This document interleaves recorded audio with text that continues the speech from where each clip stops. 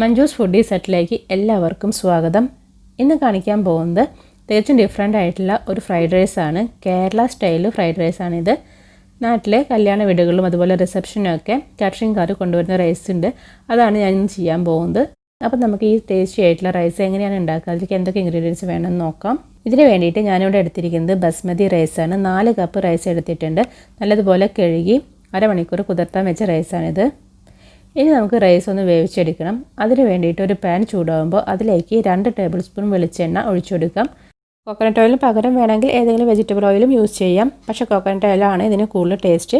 ഇനി ഇതിലേക്ക് 6 ഏലക്കായ, 6 ഗ്രാമ്പു, 2 പീസ് പട്ട, 2 ബേ ലീഫ്, പിന്നെ കുറച്ച് കിസ്മിസ് ഇട്ട് കൊടുക്കാൻ താല്പര്യമില്ല എന്നുള്ളവർക്ക് റൈസ് ദം ചെയ്യുന്ന സമയത്ത് വേണമെങ്കിൽ 2-3 ടേബിൾ സ്പൂൺ പൈനാപ്പിൾ ചെറുതായി കട്ട് ചെയ്ത് ചേർത്ത് കൊടുക്കാം. ഞാനിപ്പോൾ ഇതിൽ കാഷ്യൂനട്ടും ചേർത്ത് കൊടുക്കുന്നില്ല.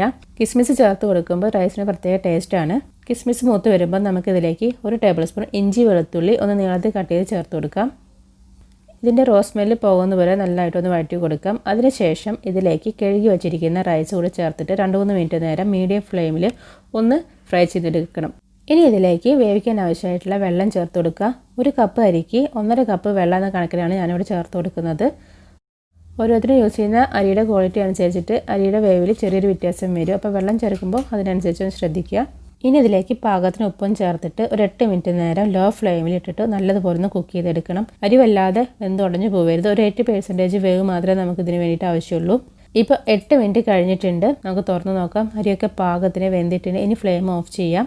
ഇനി നമുക്ക് റൈസിലേക്ക് ആവശ്യമായിട്ടുള്ള കുറച്ച് ക്യാരറ്റും ബീൻസും ഒന്ന് വേവിച്ചെടുക്കാനുണ്ട്. അതിന് വേണ്ടിയിട്ട് ഒരു പാൻ ചൂടാകുമ്പോൾ അതിലേക്ക് 2 ടേബിൾ സ്പൂൺ വെളിച്ചെണ്ണ ഒഴിച്ചു കൊടുക്കാം. ഇതിലേക്ക് നീളത്തിൽ കട്ട് ചെയ്ത് വെച്ചിരിക്കുന്ന ഒരു ക്യാരറ്റ്, അതുപോലെ ഒരു 20ഓളം ബീൻസ് നീളത്തിൽ കട്ട് ചെയ്ത് അതും കൂടി ചേർത്തിട്ട് ഒരു നുള്ളു ഉപ്പും കൂടി ഇട്ടിട്ട് ഒന്ന് വഴറ്റി കൊടുക്കാം. അതിനുശേഷം ഒരു ടേബിൾ സ്പൂൺ വെള്ളം ഒന്ന് ഒഴിച്ചിട്ട് ഇത് അടച്ച് വെച്ച് ലോ ഫ്ലെയിമിൽ ഒന്ന് കുക്ക് ചെയ്തെടുക്കാം. ഒരുപാട് അങ്ങ് വെന്ത് ഉടഞ്ഞു പോകരുത്. ജസ്റ്റ് ഒന്ന് വെന്ത് കിട്ടിയാൽ മാത്രം മതി.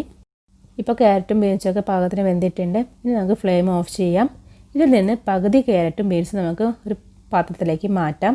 നമ്മളിപ്പോൾ റൈസ് ഒന്ന് ദം ചെയ്തെടുക്കാൻ വേണ്ടി പോവുകയാണ്. അപ്പോൾ അതിന് വേണ്ടിയിട്ട് ഫസ്റ്റ് ലെയർ ക്യാരറ്റും ബീൻസും, ഇതിൻ്റെ മുകളിലേക്ക് നമ്മൾ അടുത്ത ലെയറായിട്ട് ചേർക്കുന്നത് ഫ്രൈ ചെയ്ത് വെച്ചിരിക്കുന്ന കുറച്ച് സവാളയാണ്. ഞാൻ ഇപ്പോൾ ടോട്ടൽ 2 സവാള ഫ്രൈ ചെയ്തെടുത്തിട്ടുണ്ട്. ഇതിൽ നിന്ന് കുറച്ച് സവാള ഇട്ട് കൊടുക്കുന്നുണ്ട്. ഇനി ഇതിൻ്റെ മുകളിലേക്ക് വേവിച്ച റൈസിൽ നിന്ന് പകുതി ചേർത്ത് കൊടുക്കുന്നുണ്ട്. ഇനി അടുത്ത ലെയറായിട്ട് വീണ്ടും ബാക്കി വന്നിട്ടുള്ള ക്യാരറ്റ് ബീൻസ് ഇട്ട് കൊടുക്കാം. പിന്നെ വീണ്ടും സവാള ഇട്ട് കൊടുക്കാം. അതിനുശേഷം ബാക്കിയുള്ള റൈസും കൂടി ഇട്ട് കൊടുക്കുക. ലാസ്റ്റ് നമുക്ക് ഇതിൻ്റെ മുകളിലേക്ക് ഫ്രൈ ചെയ്ത ഓണിയൻ കുറച്ചും കൂടി ഇട്ട് കൊടുക്കുക. ഇനി ഇത് നല്ലതുപോലെ അടച്ച് വെച്ചിട്ട് 5 മിനിറ്റ് നേരം ലോ ഫ്ലെയിമിലിട്ടിട്ട് ഒന്ന് ദം ചെയ്തെടുക്കണം.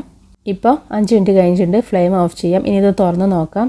ഇനി നമുക്ക് ഇതെല്ലാം കൂടിയിട്ട് നല്ലതുപോലെ ഒന്ന് മിക്സ് ചെയ്ത് കൊടുക്കാം. നല്ലൊരു സ്മെല്ലാണ് ഇപ്പോൾ തന്നെ. നമുക്ക് റൈസ് ഇങ്ങനെ വേണമെങ്കിൽ കഴിക്കാം. അതെല്ലാം നമുക്ക് ഇതിൽ കറിയുടെ കൂടെ അങ്ങനെയും സെർവ് ചെയ്യാം. അപ്പോൾ നല്ല ടേസ്റ്റി ആയിട്ടുള്ള സിമ്പിളായിട്ടുള്ള കേരള ഫ്രൈഡ് റൈസ് ഇവിടെ റെഡി ആയിട്ടുണ്ട്. അപ്പോൾ ഇന്നത്തെ വീഡിയോ എല്ലാവർക്കും ഇഷ്ടപ്പെട്ടിട്ടുണ്ടാവുമെന്ന് കരുതുന്നു.